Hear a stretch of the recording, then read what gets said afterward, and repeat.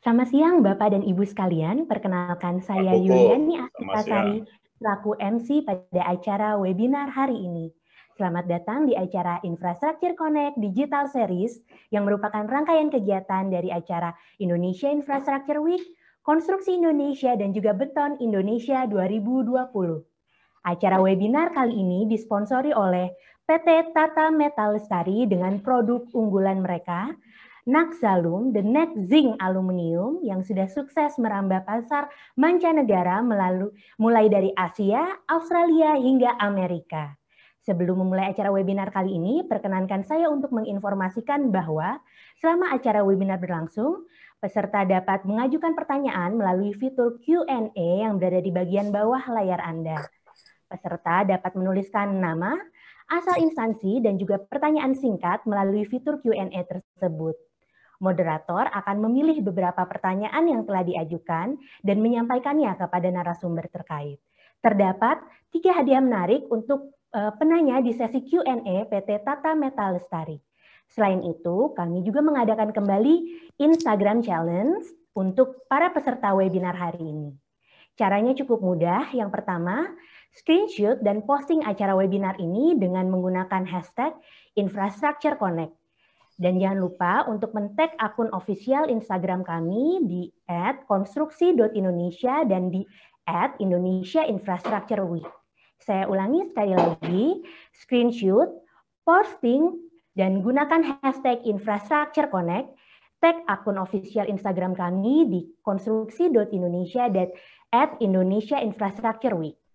Kami akan memilih 2 orang pemenang Instagram Challenge dan juga mendapat hadiah menarik dari PT Tata Metal Lestari. Nama para pemenang maupun untuk sesi Q&A maupun untuk Instagram Challenge akan kami umumkan di official Instagram kami. Tak lupa kami informasikan bahwa tata cara untuk mendapatkan e-sertifikat dan juga materi presentasi akan kami umumkan di akhir acara. Selanjutnya, pada kesempatan kali ini kita akan berdiskusi tentang strategi memperkuat industri baja nasional dalam percepatan pengembangan infrastruktur. Telah hadir bersama kami yang terhormat Bapak Widodo Setiadarmaji selaku moderator pada acara webinar hari ini. Selamat datang yang terhormat Bapak Widodo. Sebelum memulai, izinkan saya untuk membacakan sedikit biografi dari Bapak Widodo ini. Beliau adalah seorang konsultan dan juga pimpinan eksekutif yang telah memiliki pengalaman lebih dari 12 tahun. Beliau juga memiliki track record yang sangat baik dalam mengelola teknologi serta mengembangkan bisnis di industri baja.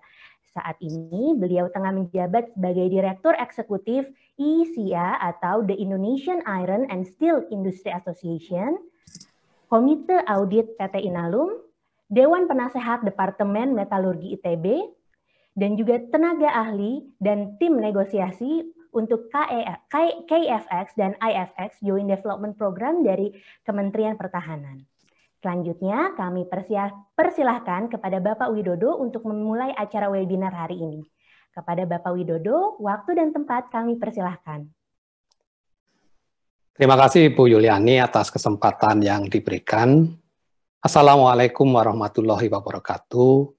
Selamat siang dan salam sejahtera bagi kita semua. Selamat datang di acara webinar ini. Saya Widodo yang akan menjadi moderator untuk memandu jalannya diskusi pada webinar siang ini. Peserta webinar yang saya hormati, tema kita adalah strategi memperkuat industri baja nasional dalam percepatan pengembangan infrastruktur. Tema ini sangatlah menarik dan sekaligus juga sangat penting, mengingat kondisi industri baja yang penuh dengan tantangan. Salah satu tantangan yang terbesar adalah banyaknya produk impor yang masuk ke dalam Indonesia. Volume produk impor ini bahkan mencapai hampir 50% pangsa pasar kebutuhan baja nasional. Ini tidak terjadi hanya sekarang, tetapi telah terjadi dalam beberapa tahun terakhir. Oleh karena tingginya impor produk baja ini, maka tentu berdampak negatif pada industri baja. Industri baja pada saat ini, dalam beberapa tahun terakhir ini, hanya beroperasi pada tingkat kapasitas yang sangat rendah. Di beberapa sektor hanya mencapai 40-50% saja. Bahkan di masa pandemi COVID turun menjadi hanya 20 dan 30%. Meskipun dalam 2 bulan terakhir sudah mengalami perbaikan. Tentu amatlah sulit untuk mempertahankan kinerja industri dengan tingkat utilisasi yang sangat rendah. Akan menjadi ironi kemudian kalau ada industri baja yang harus tutup karena tingkat utilisasi yang rendah, padahal kita sedang melakukan pengembangan infrastruktur yang membutuhkan baja yang semakin banyak. Di sisi lain, Ibu Bapak sekalian, kalau kita perhatikan, Indonesia akan segera menjadi salah satu kekuatan ekonomi di dunia. Pada tahun 2024, Indonesia akan menjadi kekuatan ekonomi terbesar nomor 5. Dan akan terus meningkat menjadi kekuatan ekonomi terbesar nomor 4 di dunia pada tahun 2050. Namun demikian, kalau kita perhatikan daya saing infrastruktur kita, maka berdasarkan World Economic Forum, daya saing infrastruktur kita berada pada posisi nomor 72 dari 140 negara. Kita masih berada di bawah negara tetangga kita, Singapura, Malaysia, Brunei, dan Thailand. Masih banyak yang perlu kita kerjakan untuk mengejar ketertinggalan di bidang infrastruktur ini.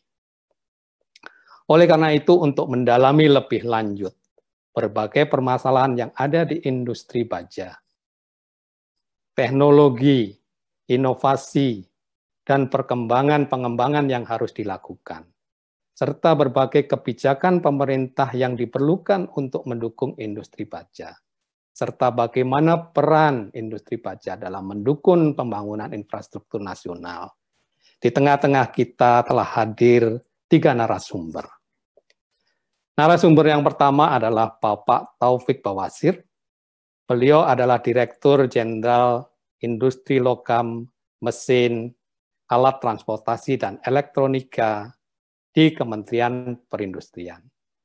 Di tangan beliaulah nasib dan masa depan industri baja akan berada dengan berbagai kebijakan yang akan beliau keluarkan. Selamat siang Pak Taufik. Apa kabar Pak? Selamat siang Pak Widodo, Bapak Ibu sekalian. Semoga sehat selalu. Amin. Terima kasih Pak. Narasumber kita yang kedua adalah Bapak Stefanus Kuswandi. Beliau adalah Vice President PT Tata Logam Lestari. Beliau telah melakukan berbagai inovasi untuk menjawab tantangan industri baja, termasuk bagaimana memenuhi kebutuhan pembangunan infrastruktur nasional. Selamat siang Pak Stefanus, apa kabar Pak? Sehat-sehat Pak?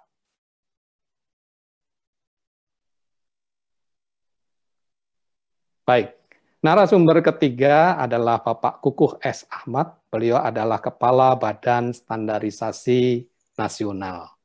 Banyak PR Pak yang menanti, karena kalau kita perhatikan industri nasional, khususnya industri baja, masih sangat minim di bidang standarisasi kalau kita bandingkan dengan industri yang ada di negara-negara maju. Kami berharap banyak Pak Kukuh bisa mendorong terus standarisasi khususnya untuk industri baja. Selamat siang Pak, apa kabar? Senang bertemu dengan Bapak kembali pada acara webinar ini. Selamat siang Pak Widodo. Selamat siang Pak Dirjen, Pak Taufik. Selamat siang Mbak Koko juga ya. Semoga semua sehat. Amin. Terima kasih Pak Kukuh. Baik Bapak-bapak narasumber dan peserta webinar yang kami hormati, kita akan memasuki agenda berikutnya, yaitu paparan dari masing-masing narasumber. Kami informasikan bahwa waktu presentasi dan tanya jawab adalah 15 menit, Bapak-bapak. Kemudian para peserta webinar dapat memberikan pertanyaan kepada narasumber dengan menuliskan pada fitur Q&A di dalam Zoom sebagaimana disampaikan oleh MC tadi. Baiklah, kita langsung saja menuju narasumber yang pertama. Kami persilakan Bapak Taufik Bawasir, Dirjen Ilmate, untuk dapat memberikan paparannya. Waktu dan tempat kami persilahkan, Pak. Baik, terima kasih Pak Widodo, para narasumber yang lain, Pak Stefanus, Pak Kuku, moderator, Mbak Uli, dan semua peserta. Saya kira ini tema yang sangat luar biasa yang diambil, kurang lebih bagaimana kita meningkatkan minimal demand atau permintaan di dalam industri baja nasional. Jadi semua negara berupaya bagaimana industri bajanya juga meningkat secara demand di era COVID. Kita lihat di Amerika, ada upaya daripada beberapa industri bajanya menyuratin parlemennya, Kongres, untuk mengeluarkan semacam infrastruktur bill yang untuk tujuannya adalah mendorong nantinya industri baja akan bergerak. Karena semua pada saat COVID, hampir seluruh industri ini mengalami slowdowns dan kemudian banyak dijumpai tenaga kerja yang mungkin dijaga agar tidak PHK. Ini satu upaya yang besar, jadi terjadi disruption dari supply chain secara global. Jadi saya mau sebelum masuk saya paparan, saya kasih gambaran dulu picture dunia. Jadi semua negara sekarang berupaya, khususnya konsentrasi industri baja, ini menggunakan skema stimulus yang digunakan untuk membangkitkan. Jadi sekarang di era COVID ini adalah bagaimana demand ini bergerak. Kalau demand bergerak, jadi semua ekosistem yang ada di industri baja ini juga bergerak. Jadi Amerika mengeluarkan stimulus bill sampai 2 triliun dolar. Dia menggunakan obligasi. Dia juga industri baja juga berpikir apa yang perlu dikerjakan di dalam era COVID ini dengan menggerakkan industri baja. Ada 616 jembatan yang perlu dievaluasi, 38%-nya supaya dievaluasi, direkonstruksi kembali. Semua proyek-proyek strategis nasionalnya juga dilakukan upaya pembiayaan sehingga industri bajanya bergerak. Proyek airport, railway, infrastruktur, transportasi, gas, semuanya termasuk air, itu semuanya menggunakan baja digerakkan oleh pemerintah. Kemudian pemerintah Cina juga sama, mengeluarkan bond sampai sekitar 326 miliar US dollar.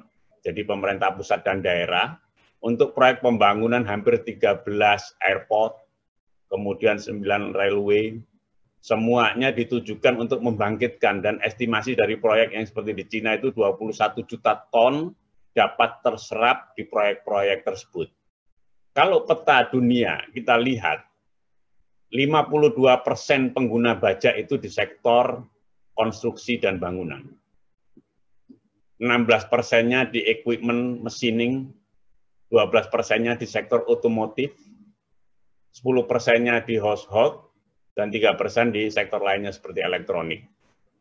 Ini adalah gambaran besar mengapa infrastruktur menjadi penting untuk dipush oleh dana pemerintah. Begitu juga di India. India juga mengeluarkan satu instrumen stimulus fiskal hampir sekitar 1,4 miliar US dollar untuk membangun hampir proyek-proyek railway sama seperti negara-negara lain. Di Inggris lebih kuat lagi ditambah nasionalismenya,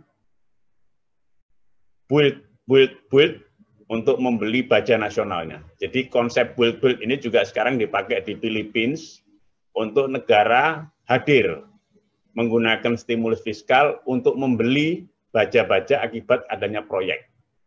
Nah, ini kira-kira picture dunia. Jadi Indonesia sama juga kita berharap nanti dengan APBN yang diinstal di konstruksi, BUMN-nya bergerak, ini semua sektor di bajanya juga bergerak. Jadi kalau itu dari sisi demand. Dari sisi supply baja global, mungkin Bapak Ibu sudah paham atau sebagian belum tahu, bahwa dunia ini hampir 1.800 juta ton itu 53% dihasilkan oleh Cina.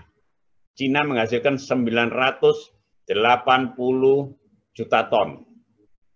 Kemudian disusul oleh India 111 juta ton.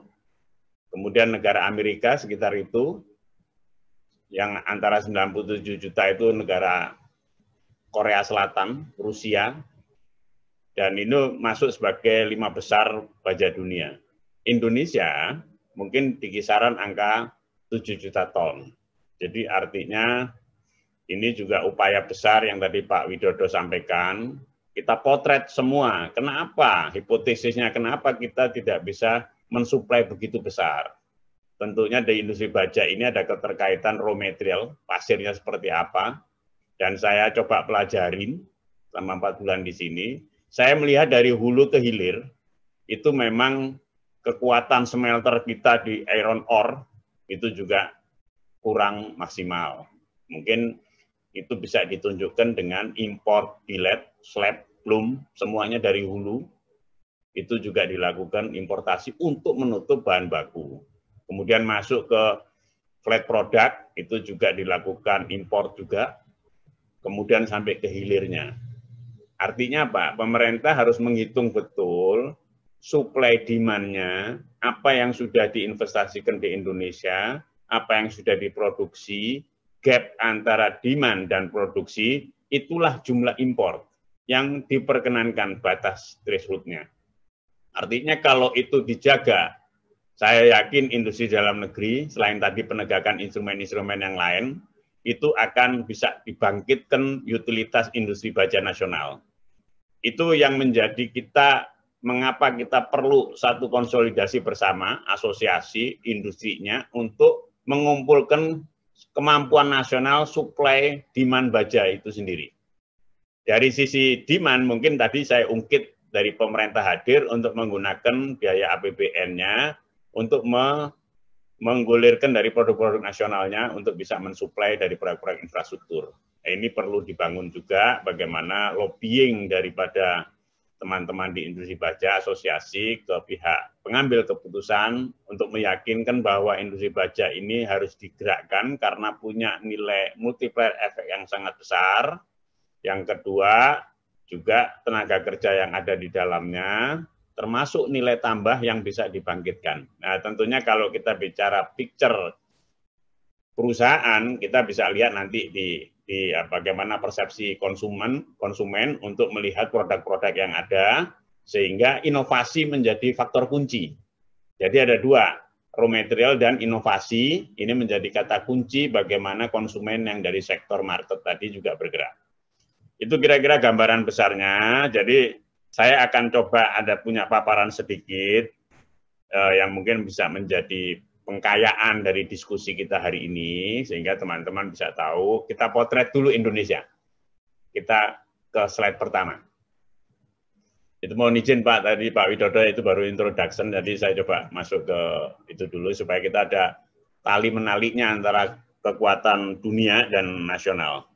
Kita lihat performa industri ekonomi kita, nanti kita masuk ke industri baja nasionalnya. Coba ke slide berikutnya. Jadi kita punya pertumbuhan ekonomi kita, lanjut. Jadi kalau kita lihat dari pertumbuhan ekonomi di kuartal kedua, lanjut saja. Nah, ini pertumbuhan, kita potret pertumbuhan triwulan 2 tahun 2020, industri non-migas, tapi secara keseluruhan ekonomi memang di era COVID ini agak menurun, tapi industri yang membanggakan. Jadi semua biasanya di antara industri kimia, farmasi, obat tradisional, atau alat-alat kesehatan, makanan, minuman yang memang di era COVID ini yang tumbuh, itu industri logam tetap menempatkan diri tumbuh. Nah ini tinggal kita potret, apakah efek Morowali, ataukah industri yang existing yang bergerak. Ini juga nanti perlu pendalaman, supaya kita tahu bahwa industri logam dasar ini menyumbangkan positif. Industri yang lain, termasuk pertumbuhan yang negatif. Terus kita lihat ekspor importnya di Januari-Agustus kemarin, industri logam dasar juga menempati urutan terbesar. Jadi hampir 14,96 US miliar dolar, dan ini yang menjadi kekuatan ekonomi kita di era pandemi ini kita masih bisa memberikan kontribusi yang kuat. Oleh karena itu logam dasar ini termasuk di dalamnya juga baja, ini juga memberikan kontribusi yang kuat. Di era sampai Juni itu juga terjadi aliran investasi. Aliran investasinya juga yang terbesar itu justru di industri logam dasar, barang logam dan bukan mesin. Jadi hampir sekitar 40,21 triliun dari total 129,56 triliun nasionalnya. Kemudian industri makanan juga bergerak juga, industri kimia, farmasi. Artinya message yang akan kami sampaikan bahwa industri logam ini masih menjanjikan di Indonesia. Jadi oleh karena itu terus-menerus ada upaya untuk membangun investasi sehingga produk-produknya bisa mengalir ke downstream atau industri hilirnya yang lebih bagus lagi. Jadi ini juga dalam konteks keterkaitan, jadi mensuplai bahan baku juga bisa dihasilkan dengan resource kita. Cuman memang di sini iron ore sebagai kontribusi besi ore-nya, ini juga smelternya harus ditambah paling tidak hitungan kita 5-6 kali lipat. Karena yang saat ini kita picture di US, di Cina itu juga ngambil iron ore-nya juga dari Australia yang mungkin hampir sekitar 60 sekian persennya Fe-nya. Juga Brazil, ini memang kandungan besinya juga tinggi. Kalau di nikel itu mungkin sekitar 30-40% dicampur kromium, jadi menjadi stainless steel plus nikel. Nah inilah yang mungkin menjadi kontributor ekspor kita untuk stainless steel produk-produk tersebut.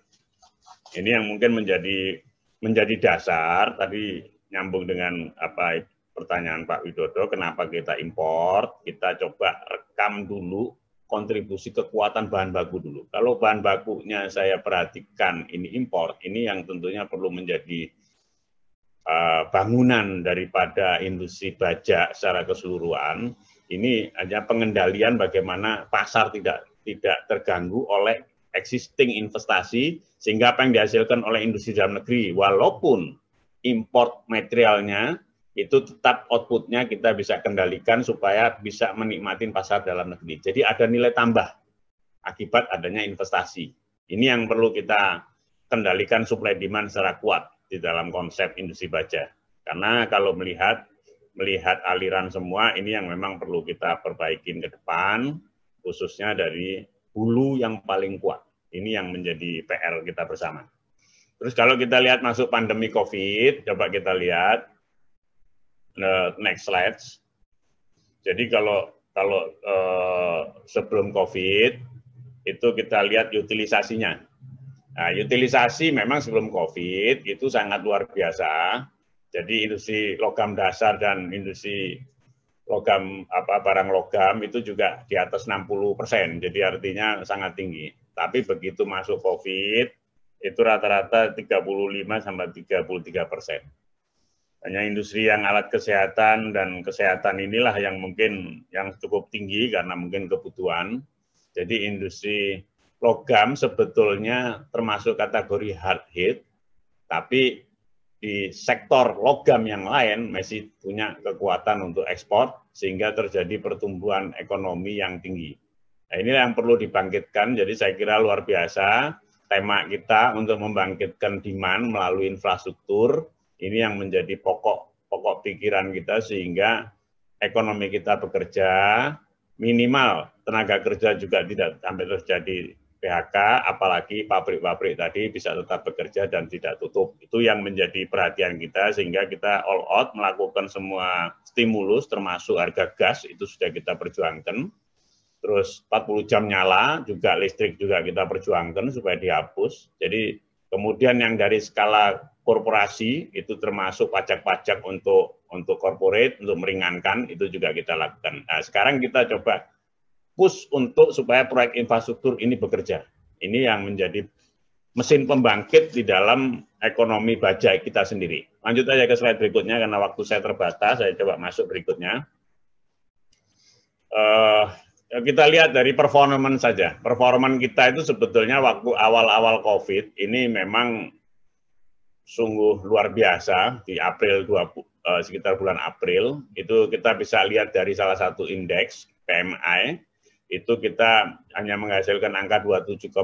Jadi kalau batasan angka ini adalah kalau 50 itu adalah batas ambangnya. Jadi kalau di atas itu di bawah itu kontraksi, kalau di atas 50 ekspansi. Jadi cukup jauh juga. Kemudian Kementerian Perindustrian mengeluarkan instrumen IOMKI. Jadi beriringan dengan protokol kesehatan tapi bisa bekerja. Efeknya bisa kita lihat di bulan Mei itu meningkat 1, bulan Juni meningkat cukup tinggi juga 39,1, bulan Juli juga meningkat lagi, dan di bulan Agustus ini adalah batas ambang itu sudah kita lampaui. Artinya kalau kita melihat secara indikator ini, Indonesia sudah melampaui dalam konteks batas aman daripada industri itu sendiri. Kalau kita lihat Vietnam, Malaysia, Thailand, justru awal-awalnya dia bagus, tapi di bulan Agustus mereka lebih kecil dari Indonesia.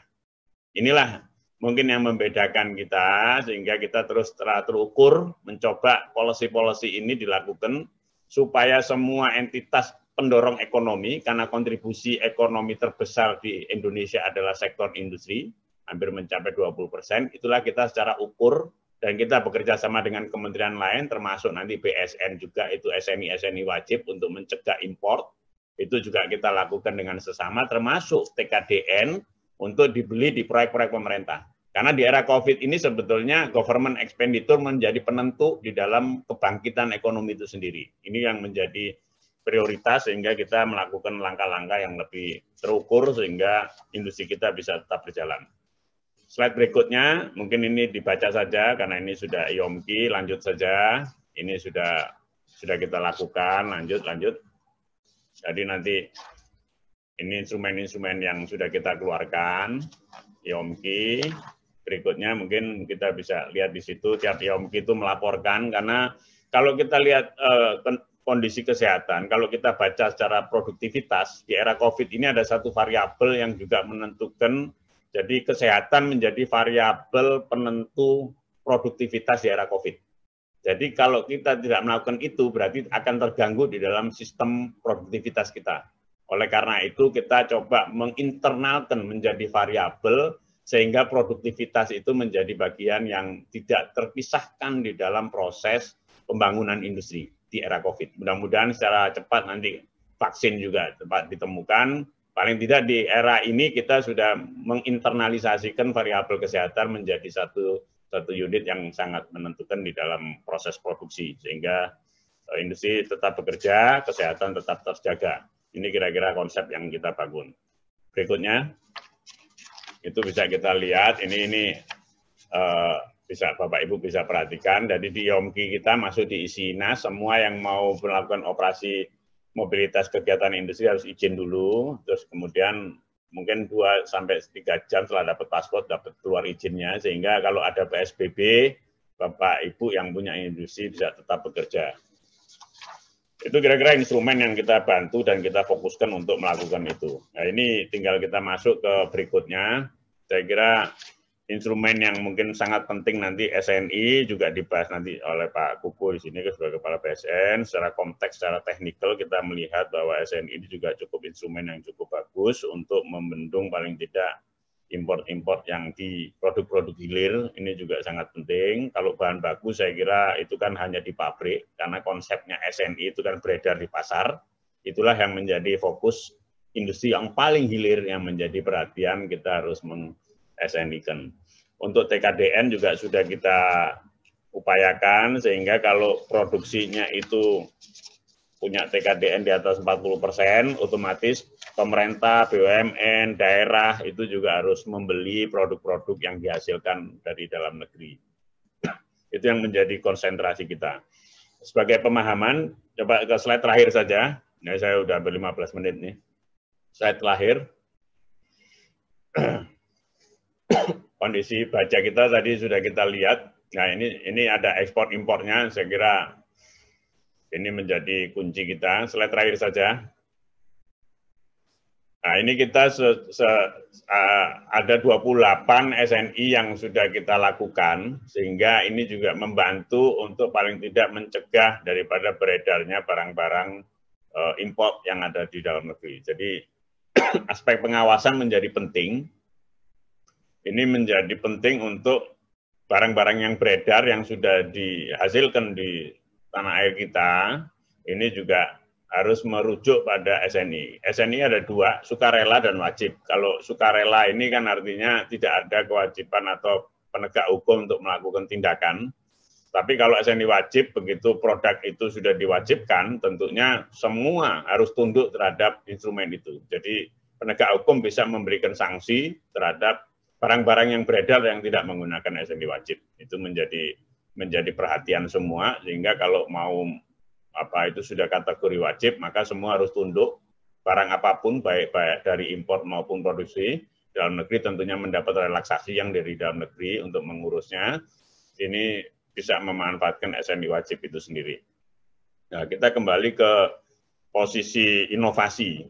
Ini di luar konteks. Jadi tantangan terbesar tadi sebetulnya, kalau kita lihat kurva Smile, itu nilai tambah, itu ada 3 variabel yang kuat sebetulnya di dalamnya. Yang pertama adalah inovasi. Kalau proses produksi nilai tambahnya tidak begitu biasa atau manufacturing, kemudian marketing. Jadi kalau di baja ini begitu inovasi kita tumbuh, seperti saya perhatikan di Tata Logam itu juga ada inovasi domus 5 hari, bikin rumah dan sebagainya, itu kan juga persepsi dari konsumen untuk membeli dari produk itu juga tinggi. Jadi ada dua rute yang dikeluarkan oleh pemerintah melalui APBN, dan juga rute yang inovasi, persepsi konsumen untuk membeli sebuah produk. Ini juga harus dibangun oleh industri baja. Kebutuhan-kebutuhan yang memang real yang dibutuhkan oleh industri baja itu menjadi penting untuk dilakukan inovasi sesuai kebutuhan daripada konsumen. Ini penting, jadi Institut Riset Inovasi ini di industri baja menjadi bagian penting, sejalan seperti yang dilakukan di negara-negara barat, itu juga melakukan langkah-langkah inovasi. Seperti kemarin saya melihat Posko itu juga mengeluarkan Innofields, itu jadi bajanya tahan gempa, kuat terhadap tekanan, jadi semakin ringan, semakin kuat. Jadi inovasi-inovasi itu menjadi penting kunci daripada industri baja tetap sustain. Ini perlu dilakukan. Ini yang menjadi upaya, dan nanti pemerintah kita bisa bersama-sama kita memfasilitasi yang bisa kita lakukan untuk melakukan itu. Banyak hal sebetulnya kita potret di baja ini bisa dilakukan inovasi yang baru, karena kalau di sektor otomotif karena situasi COVID juga turun, maka tentunya supply terhadap baja, CRC dan sebagainya di otomotif juga mengalami penurunan. Nah, ini kita juga melakukan upaya insentif supaya industri otomotif juga bekerja. Jadi semua yang berefek terhadap belanja produk baja itu menjadi konsentrasi kita untuk melakukan instrumen fiskalnya. Itu kira-kira pokok yang mungkin bisa saya sampaikan. Saya dapat simpulkan pertama adalah inovasi menjadi bagian kunci daripada keberlangsungan industri baja kita. Terus yang kedua, pemerintah baik pusat, daerah, BUMN harus mengalokasikan minimal proyek-proyek infrastruktur yang menjadi bagian penting penyerapan baja nasional, itu harus diprioritaskan. Yang ketiga, inovasi bagian yang tidak terpisahkan di dalam membangkitkan ekonomi di era pandemi ini. Yang keempat adalah penegakan SNI, instrumen-instrumen termasuk TKDN menjadi kunci juga untuk menumbuhkan industri baja tetap terjaga dari berbagai barang-barang impor yang mungkin seharusnya bisa kita produksi. Nah, konsep kita yang kita bangun adalah bagaimana utilitas industri ini tetap tumbuh, minimal tidak jatuh. Jadi kita tumbuh, ini utilitas meningkat karena demand yang ada yang saya sampaikan tadi itu juga kita jaga supaya dia bergerak. Nah, ini sangat luar biasa kalau proyek infrastruktur ini disegerakan. Jadi ini sangat membantu teman-teman di industri baja nasional. Itulah strategi yang mungkin bisa saya sampaikan.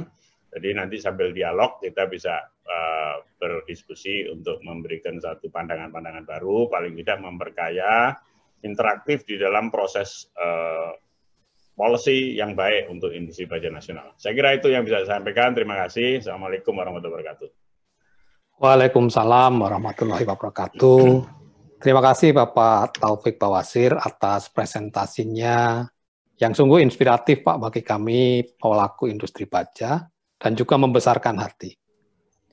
Ada beberapa pertanyaan Pak, namun demikian karena terbatasnya waktu saya akan memilih satu saja untuk disampaikan kepada Bapak. Ini pertanyaannya dari Pak Faisal.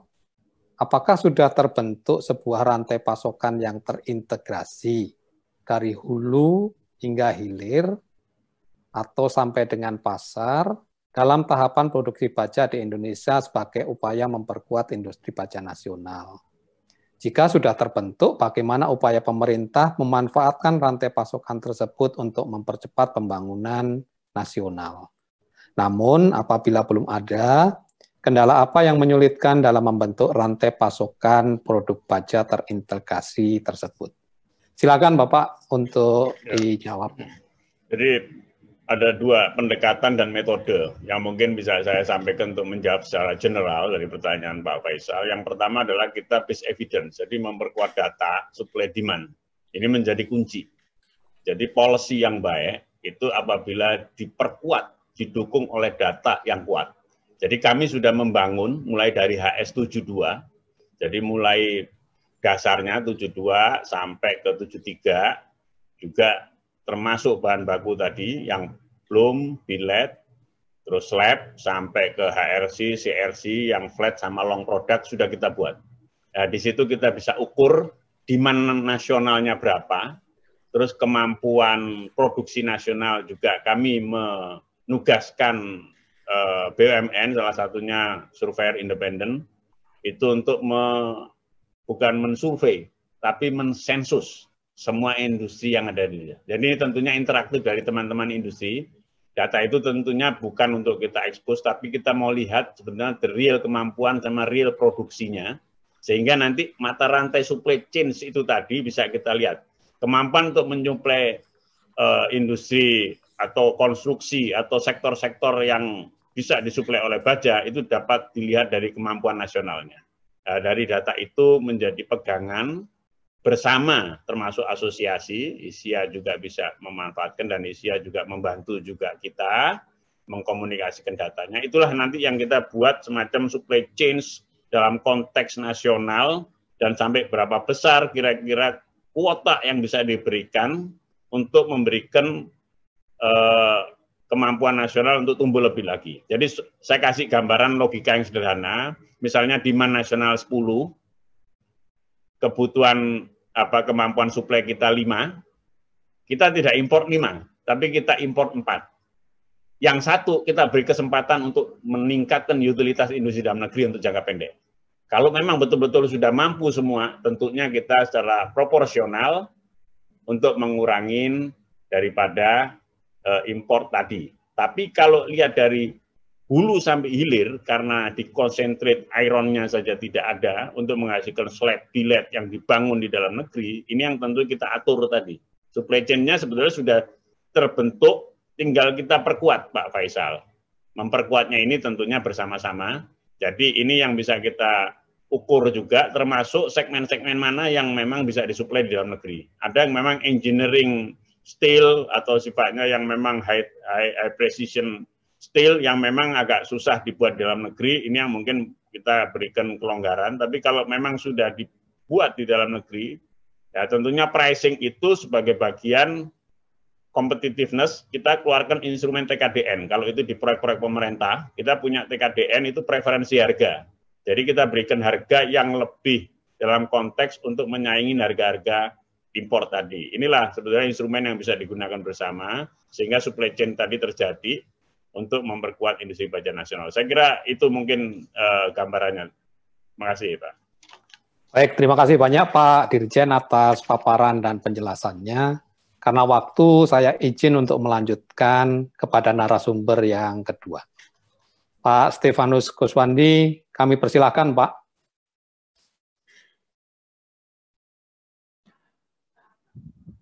Assalamualaikum, salam sejahtera kepada kita semua yang hadir di sini. Yang terhormat Pak Dirjen, Pak Taufik, Bapak Kepala BSN, Pak Kuku, dan juga Pak Moderator sekaligus Direktur Eksekutif IESIA, dan juga kepada seluruh Bapak Ibu peserta seminar pada siang hari ini.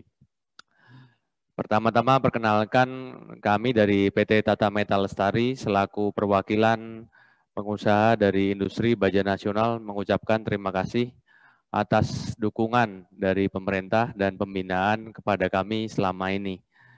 Jadi tema hari ini seminar mengenai strategi memperkuat industri baja nasional dalam percepatan pengembangan infrastruktur. Memang ini sangat menarik seperti Pak Dirjen sampaikan tadi. Juga kami tambahkan bagaimana kami meng-engage UMKM dan IKM, Pak, di sini. Jadi ini tentu diikuti para stakeholder mulai dari Kementerian PUPR, perindustrian, dan banyak pihak lainnya. Dalam kesempatan ini, mohon izin kami untuk sedikit sharing mengenai strategi-strategi yang sedang dilakukan maupun yang telah kami lakukan. Strategi yang kami jalankan ini kami analogikan seperti dalam pertandingan sepak bola. Jadi ada dua strategi, Pak, di sini. Strategi yang pertama strategi bertahan dan juga kita punya strategi untuk maju ke depan. Yang pertama dalam strategi bertahan ini khususnya pertahanan yang dilakukan dalam masa pandemi ini. Tadi Pak Dirjen sampaikan bahwa paling penting adalah pertama kesehatan, karena kesehatan ini menjadi salah satu variabel yang penting untuk kesuksesan dari suatu perusahaan. Jadi menjaga kesehatan dan keamanan bekerja di lingkungan industri, mulai dari hulu sampai hilir, yaitu sampai di proyek-proyek konstruksi, ini protokol-protokol pencegahannya kami tegakkan secara ketat. Dan sekarang ini bukan hanya himbauan saja, tapi kami sudah lakukan sampai ke level penindakan. Selain itu secara rutin kami mengadakan tes, baik rapid test, PCR, antigen, itu kami lakukan secara rutin. Ya, kita tahu bahwa belakangan ini tentu penyebaran dan positivity rate-nya meningkat pesat. Oleh sebab itu kami menjaga bahwa kalau memang ada kasus di pabrik ini tidak menjadi klaster, tapi kita bisa contain. Dan ini yang di note khususnya kami adakan yaitu catatan buku harian digital menggunakan teknologi digital untuk monitoring arus mobilitas pekerja di setelah jam kerja khususnya. Ya, ini saya himbau juga saat ini untuk seluruh teman-teman pengusaha untuk fokusnya untuk menjaga keluarga masing-masing dan seluruh staf dan karyawan yang bekerja. Strategi bertahan kedua, Pak, ini menjaga ekonomi agar tetap berputar dengan memproteksi industri kita dari, ya sebenarnya bukan hanya produk impor, tapi dalam hal ini kami mengapresiasi Pak Dirjen yang telah sukses beberapa bulan ini dapat kita jaga impor itu tidak terlalu besar masuknya. Tapi pada dasarnya kami ini bukan anti impor, tapi impor itu harus diatur agar tidak mengkanibalisasi industri dalam negerinya itu sendiri. Karena kalau diibaratkan kondisi fisik, industri kita ini memang sedang kurang fit, bisa dibilang sakit. Nah, maka perlu obat, Pak. Ini kalau dianalogikan obatnya, obat jangka pendek mungkin seperti trade remedies, BMAD, safeguard. Ibarat pakai koyo itu kalau kita pakai panas-panas besok bisa olahraga lagi. Tapi jangka panjang yang dibutuhkan seperti kebijakan energi, harga gas, PLN, bahan baku, dan ini yang harus diperjuangkan. Memang beberapa sudah terrealisasi, tapi masih butuh perbaikan dan perjuangan lebih besar lagi. Nah, di sini ada Pak Kukuh, Pak Kepala BSN. Untuk standarisasi ini, saya pikir ini obat jangka menengah, Pak.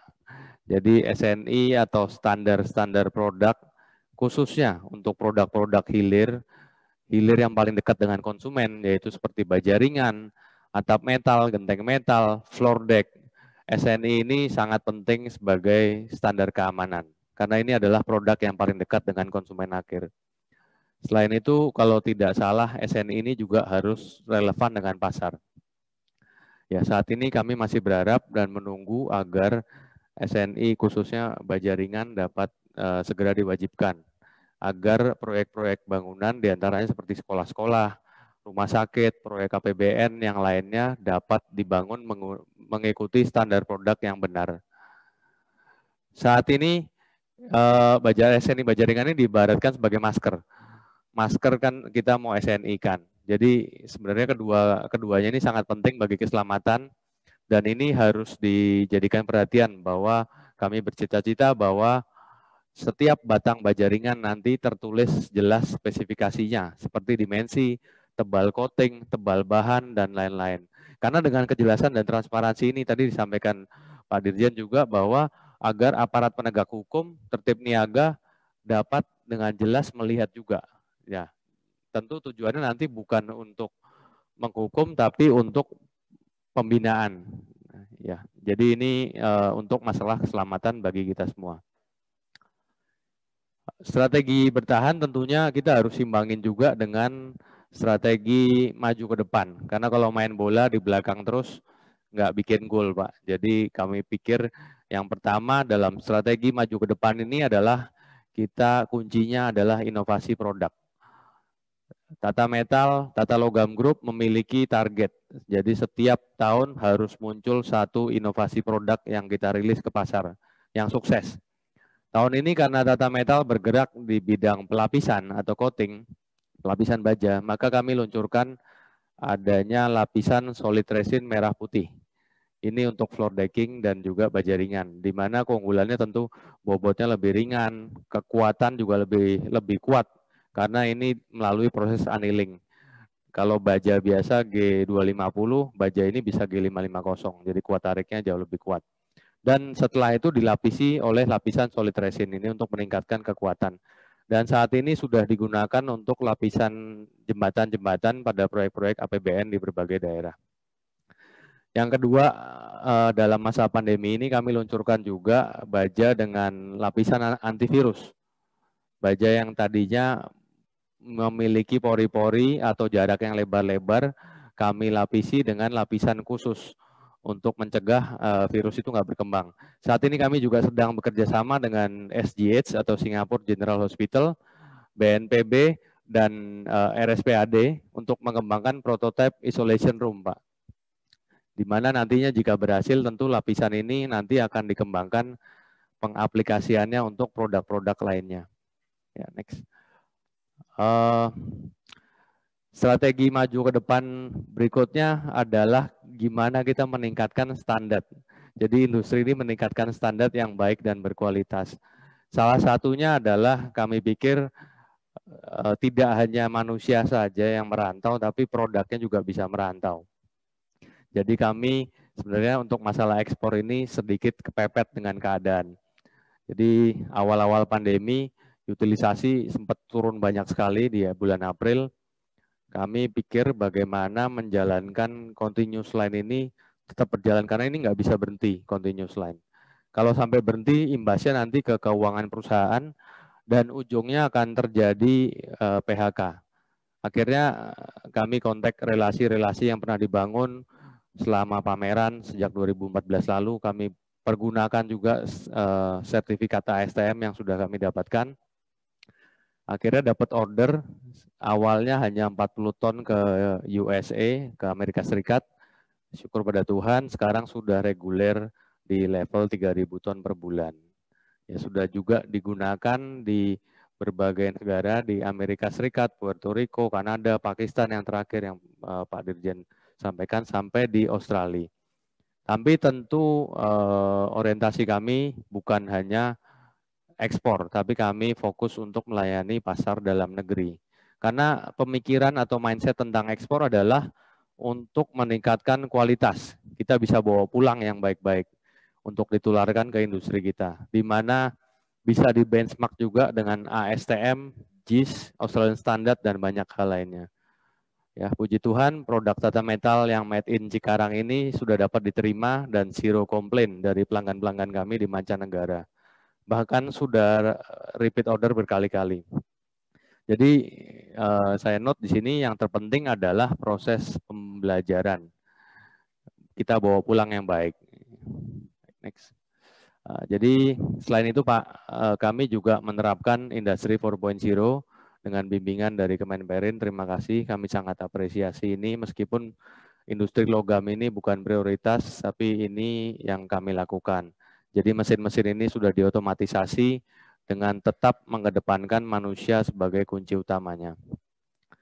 Ya, strategi ketiga yang tidak kalah penting adalah kita berfokus untuk memperkuat UMKM dan IKM, khususnya pembinaan industri baja seperti aplikator dan juga industri baja ringan yang mungkin hanya 1-2 mesin. Itu yang kami analogikan. Karena sejak awal tahun 2004 kami bawa baja ringan ini ke Indonesia, yang pertama kali dilakukan adalah pembinaan dan pelatihan ke aplikator-aplikator, tukang-tukang baja ringan. Dan kegiatan ini rutin kami lakukan sampai hari ini. Bahkan sudah ribuan aplikator yang tersertifikasi bersama dengan Kementerian PUPR. Memang masa pandemi ini banyak juga yang menyaksikan melalui Facebook Live kami. Banyak yang menanyakan, Pak, kapan sertifikasi lagi? Ini kami hentikan sementara pelatihan sertifikasi ini untuk menghindari kerumunan-kerumunan. Jadi kami mohon bersabar untuk aplikator yang sedang dalam antrian. Saat ini kita kumpul-kumpul dulu melalui online, Facebook Live, YouTube Live.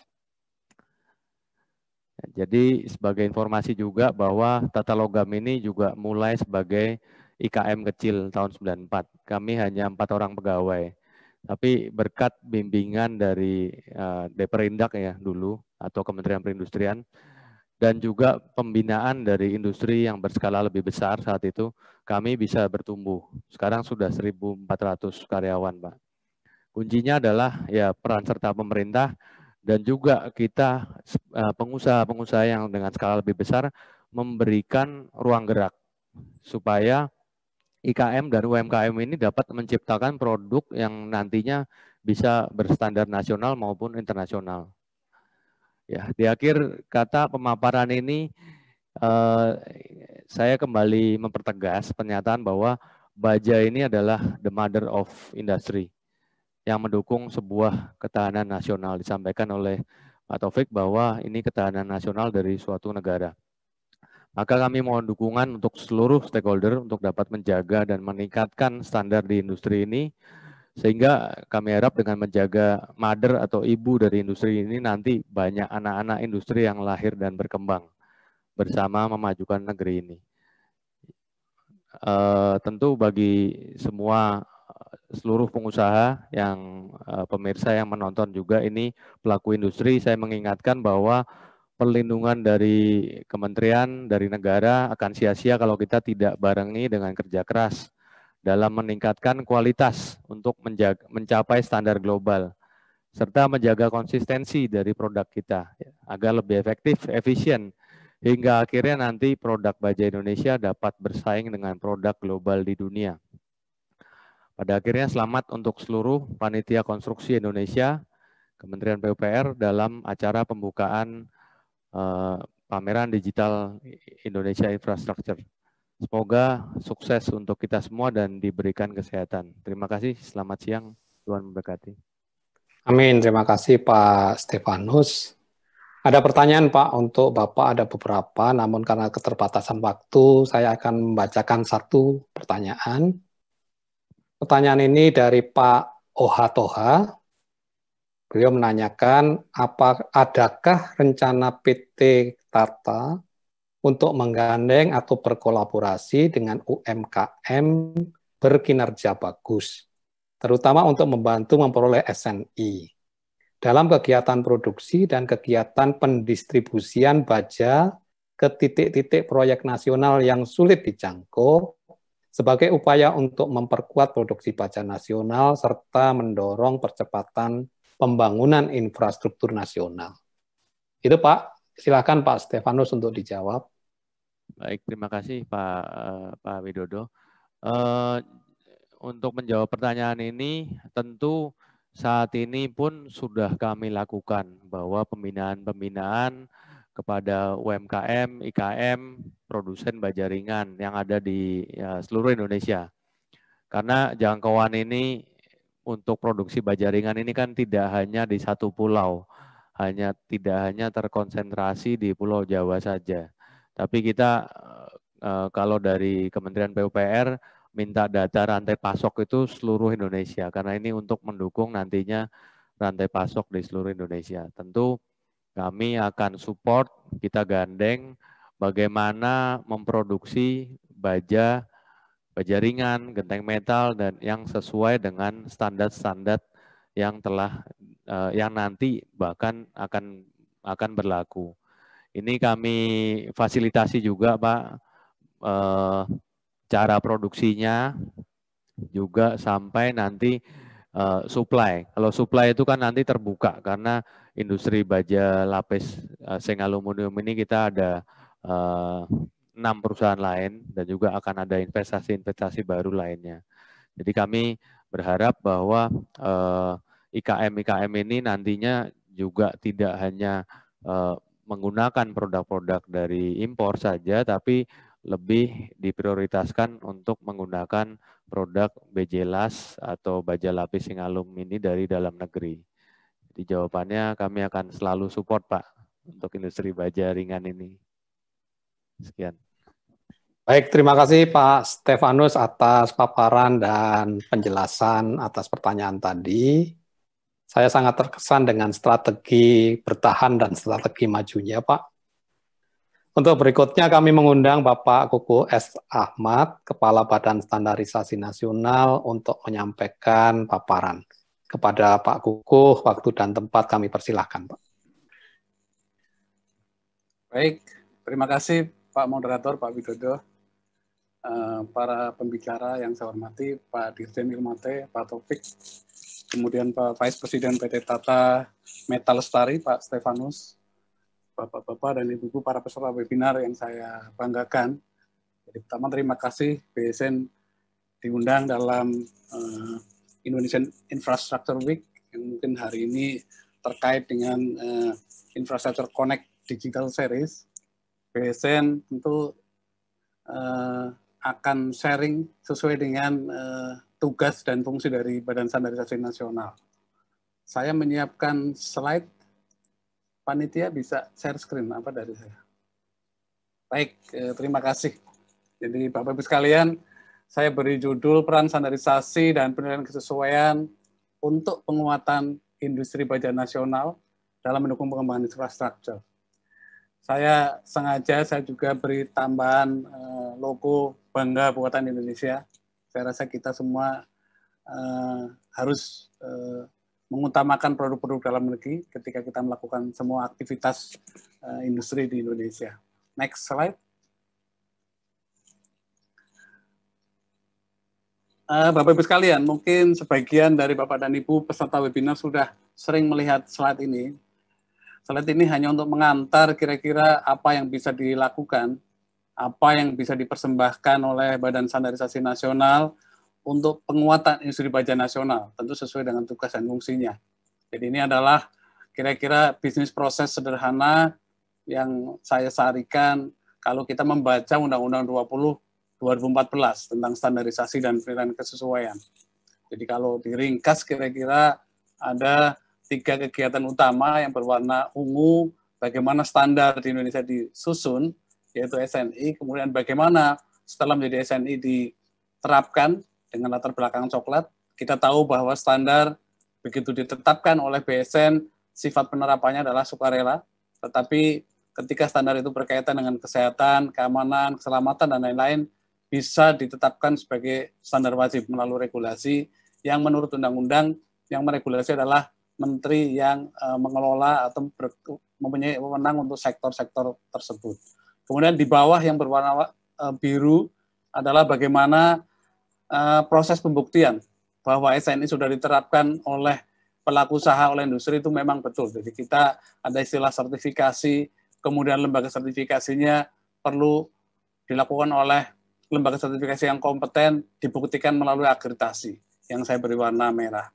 Kira-kira dengan melihat gambar ini, maka kontribusi utama dari BSN ketika kita berbicara penguatan industri baja nasional adalah kita menyediakan standar nasional Indonesianya, kita menyediakan tata cara penerapannya, BSN juga menyediakan memastikan kompetensi lembaga-lembaga sertifikasi yang melakukan sertifikasi terhadap produk baja yang beredar di Indonesia. Karena harus kita ketahui Badan Standarisasi Nasional maupun Komite Akreditasi Nasional tidak secara langsung melakukan kegiatan pengujian terhadap produk ataupun sertifikasi. Jadi BSN melalui Komite Akreditasi Nasional tugasnya adalah memastikan kompetensi lembaga sertifikasi dan laboratorium. Jadi kalau kita selama ini sering mendengar ada istilah lembaga sertifikasi produk, maka menurut peraturan perundang-undangan, setiap pihak yang akan menyatakan kesesuaian terhadap SNI harus dilakukan oleh atau harus dibuktikan atau harus disertifikasi oleh lembaga sertifikasi produk yang diakreditasi oleh Komite Akreditasi Nasional. Ini amanah dari Undang-Undang 20/2014. Next slide. Jadi slide ini sekilas mungkin menggambarkan apa yang tadi saya sampaikan di slide sebelumnya, Undang-Undang 20/2014 ada di tengah kira-kira elemen-elemennya, bagaimana standar disusun, bagaimana diterapkan, bagaimana sertifikasi, bagaimana akreditasi, yang pada intinya adalah untuk mendukung implementasi regulasi sektoral, yaitu yang sebelah kiri yang berwarna dasar hijau, termasuk tentu ketika ada ketentuan SNI wajib untuk baja misalnya, maka ini semua digunakan untuk mendukung implementasi regulasi, termasuk sektor-sektor yang lain, termasuk yang terakhir yang masih hangat isunya adalah untuk sertifikasi halal. Yang sebelah kanan, Bapak-Ibu sekalian, berwarna coklat itu kita link dengan organisasi internasional, ada satu tujuan di sana agar apa-apa yang kita lakukan, terutama dalam konteks kegiatan sertifikasi pengujian laboratorium itu bisa diakui secara internasional, tentu melalui mekanisme Mutual Recognition Arrangement atau MRA. Next slide.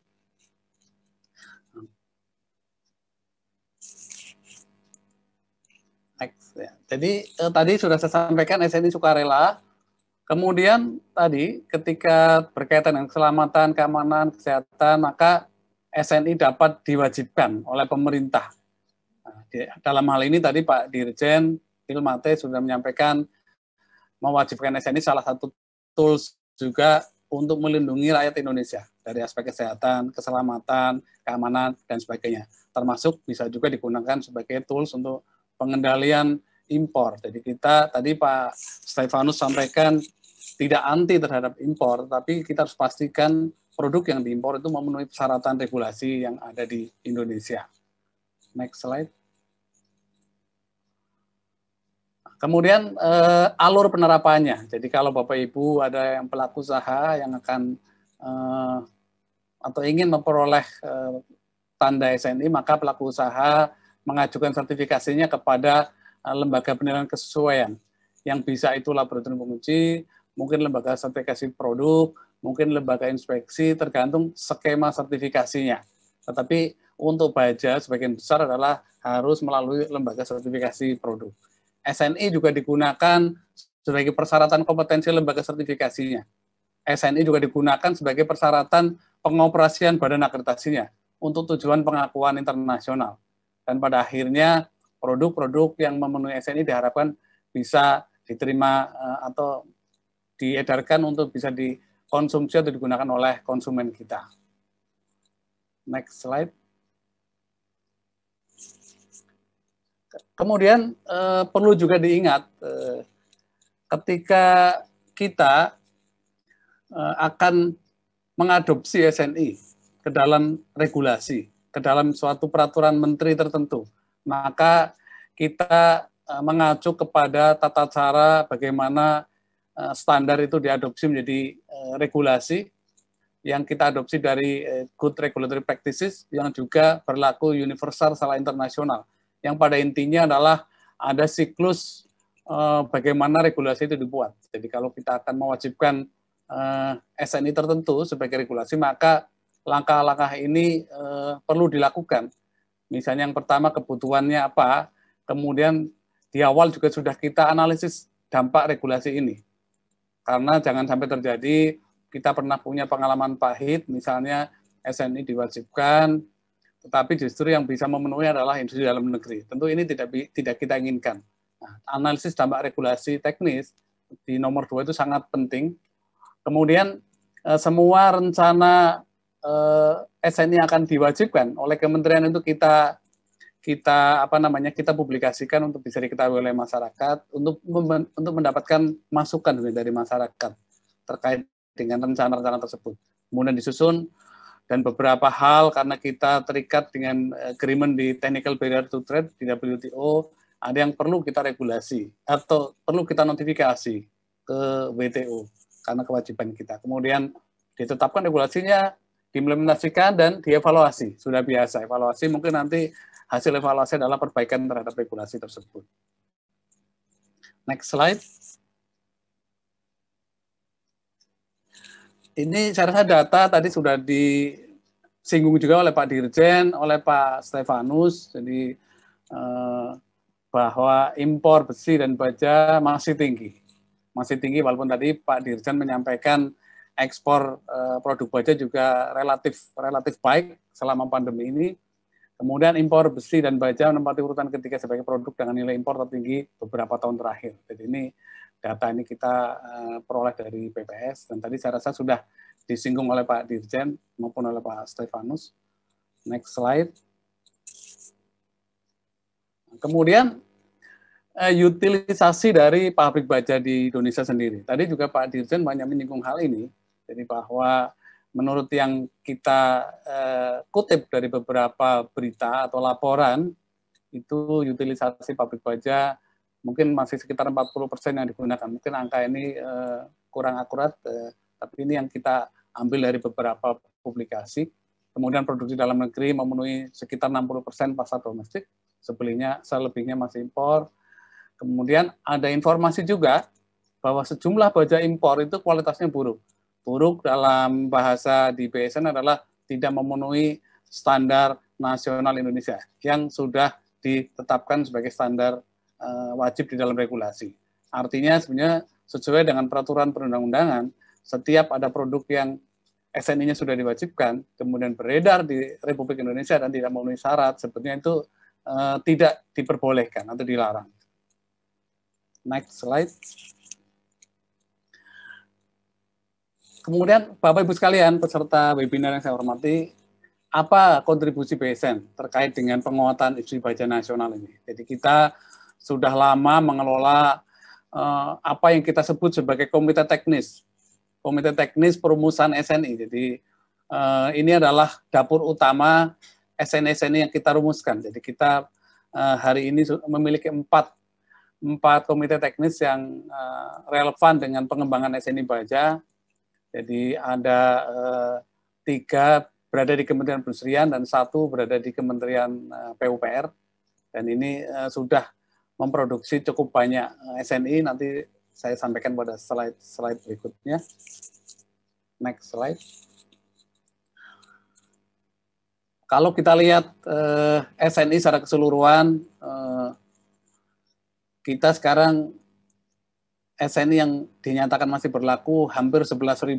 Jadi kita sebenarnya sudah menyusun lebih dari 13.000, tetapi karena SNI itu setiap 5 tahun itu kita review, ada sebagian SNI yang kita nyatakan sudah tidak berlaku, atau dalam istilah komunitas standarisasi disebut sebagai abolisi. Termasuk tentu SNI yang berkaitan dengan baja. Jadi ada yang mungkin paling banyak di konstruksi, mungkin juga di pertanian dan teknologi pangan, mungkin juga di elektronika dan kelistrikan, karena kabel itu juga menggunakan produk logam dan sebagainya. Next slide. Dan ini adalah potret ketersediaan SNI baja. Jadi seperti saya sampaikan pada awal tadi, Bapak Ibu sekalian yang saya hormati, jadi kontribusi BSN memang menyediakan standar nasional Indonesianya, dan menyediakan tata cara bagaimana sertifikasi akreditasi dilakukan, termasuk memastikan kompetensi laboratorium dan lembaga sertifikasi produk yang mendukung implementasi suatu regulasi yang mewajibkan SNI. Jadi kalau kita lihat potret sampai Agustus 2020 misalnya, Bapak sekalian, ada 414 SNI sebenarnya, tapi yang dinyatakan masih berlaku 380 SNI. Kalau yang terkait dengan baja ada 24, tadi Pak Dirjen mungkin memuat angka 28, jadi itu saya lihat datanya termasuk juga SNI-SNI yang berkaitan dengan kabel kalau tidak salah tadi. Ini kita kelompokkan juga ke dalam International Classification System yang biasanya kemudian kita korelasikan dengan HS code, karena ketika kita melakukan transaksi yang digunakan adalah harmonized system atau HS code. Next slide. Kemudian Bapak-Ibu sekalian, dari 10.000, hampir 11.000 SNI yang kita miliki bersama, di antara 11.000 mungkin kurang lebih 50%-nya adalah SNI produk yang biasanya layaknya untuk bisa diwajibkan, maka hari ini yang diwajibkan data sampai 25 September itu 238. Jadi tidak semua SNI diwajibkan. Jadi termasuk mungkin sekaligus saya ingin menjelaskan tentang apa yang sekarang sedang viral, karena BSN baru saja menetapkan SNI masker dari kain yang sekarang sedang viral, yang dirumuskan oleh komite teknis yang berada di Kementerian Perindustrian untuk produk tekstil dan produk tekstil. Dan sebetulnya SNI itu setelah baru saja ditetapkan oleh BSN, artinya sifatnya masih sukarela, tetapi kemudian banyak masyarakat yang mungkin belum sepenuhnya mengerti arti dari SNI setelah ditetapkan. Tentu pemerintah nanti sangat berhati-hati apakah SNI ini akan diwajibkan atau tidak, makanya perlu dilakukan tadi analisis dampak regulasi. Next slide.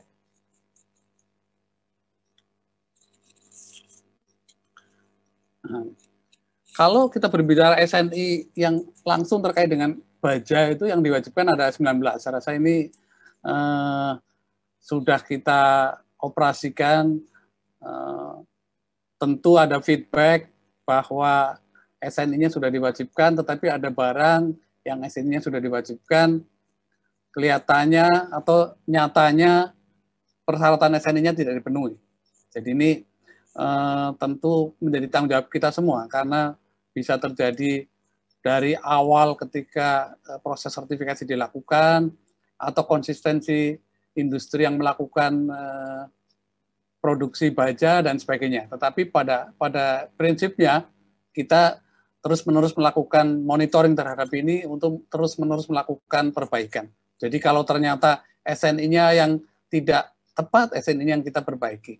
Kalau kemudian ternyata LS Pro-nya atau lab ujinya yang juga mungkin tidak konsisten di dalam melakukan sertifikasi, juga itu kita perbaiki, dan seterusnya. Mungkin sampai kepada hal-hal ketika terkait dengan pengawasan di pasar.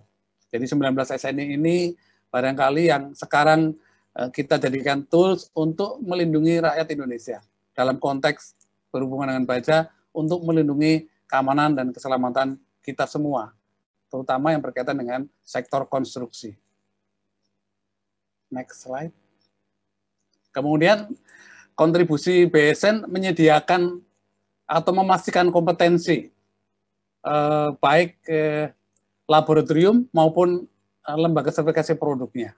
Jadi data sampai 19 Agustus kita memiliki 34 laboratorium uji yang punya ruang lingkup yang berkaitan dengan baja. Ini kira-kira 2% dari keseluruhan laboratorium yang diakreditasi oleh Komite Akreditasi Nasional. Karena kan itu sampai 19 Agustus sudah mengakreditasi 1.397 laboratorium di seluruh Indonesia. Ada yang milik pemerintah, ada yang milik BUMN, ada yang milik swasta. Tetapi tentu untuk semua sektor. Ada makanan, ada hasil pertanian, dan sebagainya. Kemudian LS Pro-nya kita sampai Agustus sudah mengakreditasi 74 LS Pro.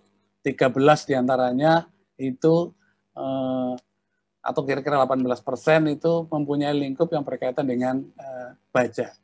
Jadi mudah-mudahan 13 LS Pro dan 34 lab uji ini cukup untuk mendukung implementasi kebijakan di Kementerian Perindustrian, karena yang mewajibkan SNI sektor baja adalah Menteri Perindustrian. Next slide. Kemudian ini adalah daftar lab ujinya, nanti mungkin materi ini bisa di-share panitia kepada para peserta. 34 lab uji yang diakreditasi, yang ada lingkup bajanya. Jadi Bapak Ibu mungkin perlu agak detail melihat lingkupnya. Lingkupnya bisa dilihat di direktori LPK yang diakreditasi oleh Komite Akreditasi Nasional melalui website BSN ataupun melalui website KAN. Karena di sini saya hanya mencantumkan nama-nama laboratoriumnya, sementara akreditasi itu dibatasi oleh ruang lingkup kompetensinya. Next slide. Ini daftar LS Pro-nya, 13 LS Pro yang mempunyai lingkup terkait dengan baja. Sama seperti ketika kita melihat lingkup laboratorium uji, Bapak Ibu, para peserta kalau memerlukan data-data maka tetap harus mengakses di website BSN atau KAN untuk melihat lebih detail. Misalnya suatu LS Pro itu dia diakreditasi untuk SNI apa saja, karena lingkupnya tercantum di sana. Next slide.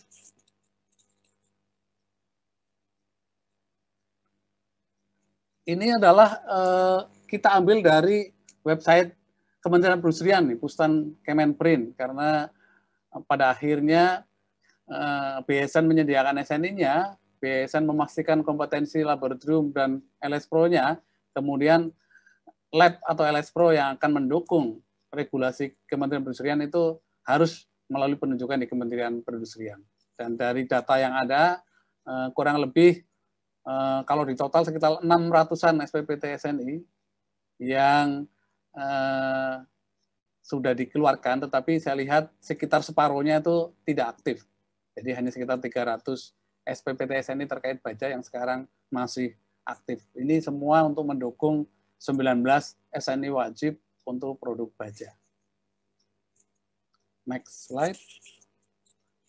Kemudian ini bagian terakhir, Bapak Ibu sekalian. Jadi tadi ada harapan dari Pak Stefanus juga menyebut kapan baja ringan akan diwajibkan SNI-nya. Jadi ini PNRT adalah Program Nasional Regulasi Teknis. Jadi 9 SNI ini sekarang sedang dikaji, sedang digodok untuk segera akan ditetapkan sebagai SNI wajib oleh Menteri Perindustrian. Jadi salah satunya saya rasa mungkin kalau ini matching dengan yang dimaksud Pak Stefanus, yang nomor 8 adalah profil rangka baja ringan. Mudah-mudahan ini yang dimaksud. Tadi Pak Stefanus menyebut tentang dimensi, ketentuan coatingnya, dan sebagainya. Mudah-mudahan ini bisa memfasilitasi apa yang diperlukan oleh industri baja di Indonesia.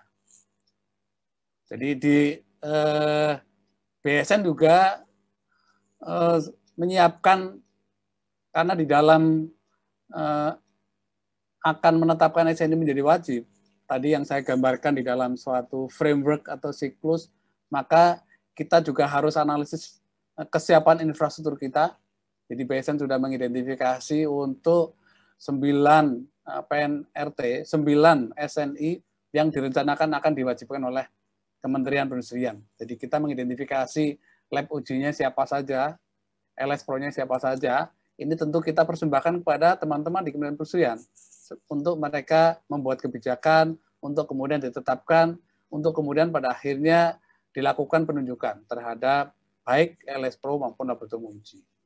Saya rasa demikian, Bapak Moderator, yang perlu saya sampaikan. Dari 3 slide terakhir, saya rasa bagian 9 SNI yang direncanakan akan diwajibkan oleh Kementerian Perindustrian.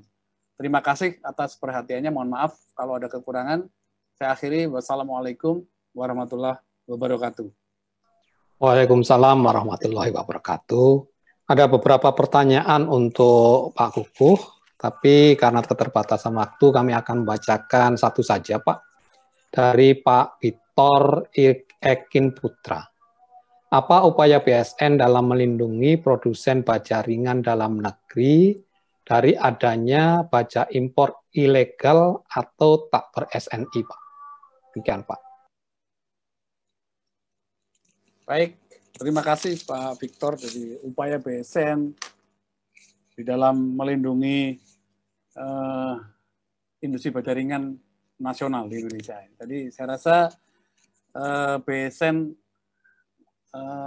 tadi saya sampaikan utamanya menyediakan SNI-nya, menyusun tata kelola sertifikasinya, kemudian juga memastikan kompetensi laboratorium maupun lembaga sertifikasi produknya. Jadi BSN dalam setiap kesempatan atau dalam setiap rencana kementerian akan mewajibkan satu SNI, terutama Kementerian Perindustrian, karena yang paling banyak mewajibkan SNI adalah Kementerian Perindustrian.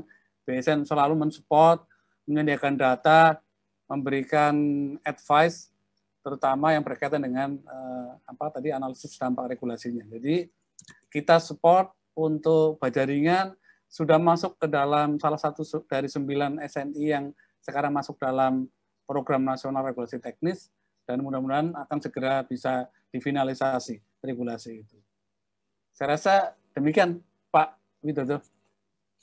Baik, Pak Kuku, terima kasih sekali atas paparan Bapak dan diskusi yang sudah dilakukan. Para peserta webinar yang saya hormati, sampailah kita kepada penghujung acara.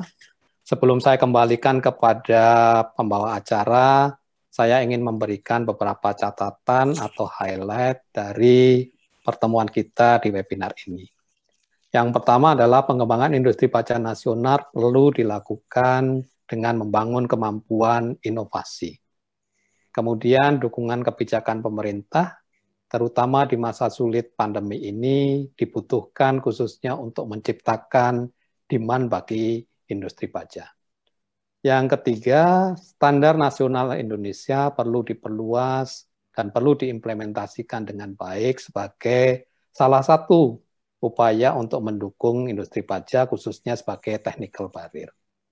Kemudian berikutnya, pelaku industri baja perlu selalu melakukan pengembangan dan berbagai inovasi agar dapat bersaing secara global.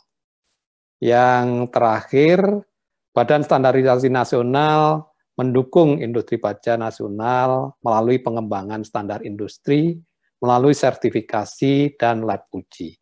Demikian kira-kira beberapa catatan yang bisa kami sampaikan. Terima kasih banyak kami ucapkan sekali lagi kepada Bapak-Bapak narasumber, Bapak Taufik Bawazir, Bapak Stefanus Kuswandi, dan Bapak Kukuh S. Ahmad. Dan kami juga ucapkan terima kasih kepada seluruh peserta webinar. Sebelum nanti ditutup oleh MC, Bapak-Bapak narasumber, nanti akan ada acara foto, Pak. Kami kembalikan selanjutnya kepada Bu Uli. Silakan, Bu. Baik, terima kasih banyak pada Bapak Widodo, Bapak Ibu sekalian. Demikian diskusi yang sangat menarik terkait strategi memperkuat industri baja nasional dalam percepatan pengembangan infrastruktur. Sebelum kami akhiri, kami mohon kesediaannya untuk mengadakan sesi foto bersama dengan para narasumber dan juga Bapak Moderator. Mohon untuk dinyalakan kameranya. Baik, hitungan mundur ada dari saya di 3, 2, 1. Sekali lagi di 3, 2, 1. Terima kasih. Bapak Ibu sekalian, akhirnya sampai juga kita di penghujung acara. Sekali lagi kami ucapkan terima kasih sebesar-besarnya kepada para narasumber dan juga Bapak Moderator. Terima kasih juga kami ucapkan kepada sponsor kami, PT Tata Metal Lestari dengan produk unggulan mereka Naxalum dan Neck Zinc Aluminium yang sudah sukses merambah pasar mancanegara mulai dari Asia, Australia hingga Amerika. Tak lupa kami ucapkan terima kasih juga kepada para peserta webinar yang telah berpartisipasi pada acara webinar hari ini. Kami ingatkan kembali bahwa kami memiliki Instagram Challenge untuk para peserta webinar hari ini. Caranya cukup mudah, Anda dapat men-screenshot dan juga memposting acara webinar ini dengan menggunakan hashtag Infrastructure Connect, dan jangan lupa untuk men-tag akun official Instagram kami di @konstruksi.indonesia dan @Indonesia Infrastructure Week. Sekali lagi saya ulangi, screenshot dan posting, lalu gunakan hashtag Infrastructure Connect, lalu tag akun official Instagram kami di @konstruksi.indonesia dan Indonesia Infrastructure Week. Selanjutnya, bagi para peserta yang ingin mendapatkan e-sertifikat maupun materi presentasi, berikut ini adalah tata cara yang dapat Anda lakukan. Yang pertama, scan barcode yang terdapat pada layar Anda, lalu isi formulir yang tersedia dengan data diri Anda secara lengkap. Mohon diingat bahwa penulisan nama pada e-sertifikat akan berdasarkan pada data yang telah Anda submit. E-sertifikat maupun materi presentasi akan kami kirimkan melalui email paling lambat 10 hari kerja. Yang terakhir, kami ingatkan untuk bergabung dalam pameran dan konferensi digital Indonesia Infrastructure Week, Konstruksi Indonesia dan Beton Indonesia 2020 yang dapat diakses melalui platform digital Infrastructure Connect kami. Daftarkan diri Anda di infrastructureconnect.id untuk mendapatkan akses dan juga memenangkan door prize menarik. Untuk mendapatkan informasi lebih lanjut, dapat menghubungi kami di connect@tarsus.co.id. Demikian acara webinar kami hari ini. Sampai jumpa di Infrastructure Connect Digital Series selanjutnya. Stay tuned and don't miss it.